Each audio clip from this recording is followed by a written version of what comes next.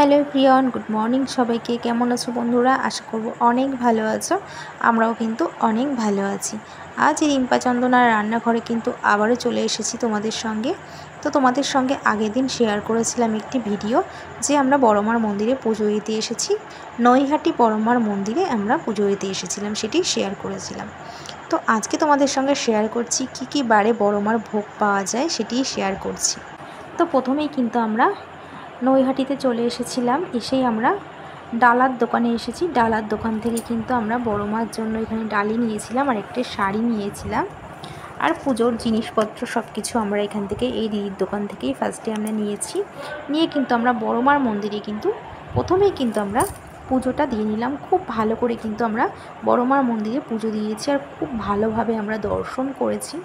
আমরা আগেও অনেকবার মন্দিরে এসেছি এই বড়মার মন্দিরে, কিন্তু তখন কিন্তু আমরা অতটা ভালো করে দর্শন করতে পারিনি, কারণ প্রচণ্ড ভিড় ছিল।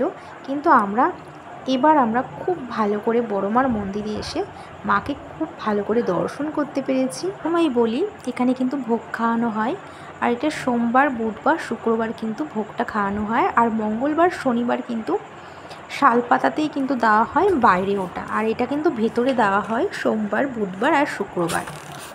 এখানে কিন্তু সকালে কিন্তু 10টা থেকে 11টার মধ্যেই কিন্তু কুপন দেওয়া হয়, আর যারা এই ভোগ খেতে চান তারা কিন্তু সকাল সকালই চলে আসবেন। 10টা থেকে 11টার মধ্যেই কিন্তু কুপনটা আপনারা পেয়ে যাবেন।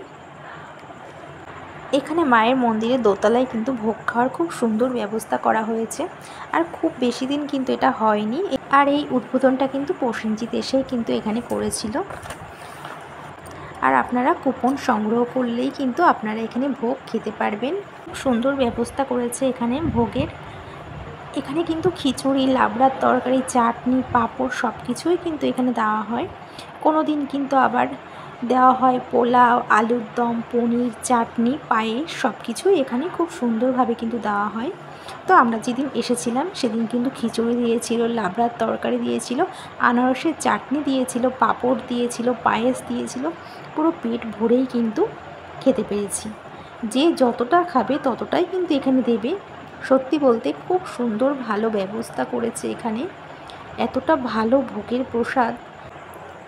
তো আমার খিচুড়ি খেতেই বেশি ভালো লাগে। তো আমরা যেদিন এসেছিলাম সেদিন কিন্তু খিচুড়ি, লাবড়ার তরকারি আর আনারসের চাটনি আর কিন্তু পায়েস আর পাঁপড় দিয়েছিল। সত্যি বলতে মনটা কিন্তু একদমই ভরে গেছিলো, এতটা ভালো লাগছিল এই ভোগের প্রসাদটা খেয়ে। আমার এখানে কিন্তু এসে খুবই ভালো লেগেছে মনটা, আর বিশেষ করে কিন্তু ভোগের প্রসাদ খেতে পেরেছি, আরও কিন্তু ভালো লেগেছে।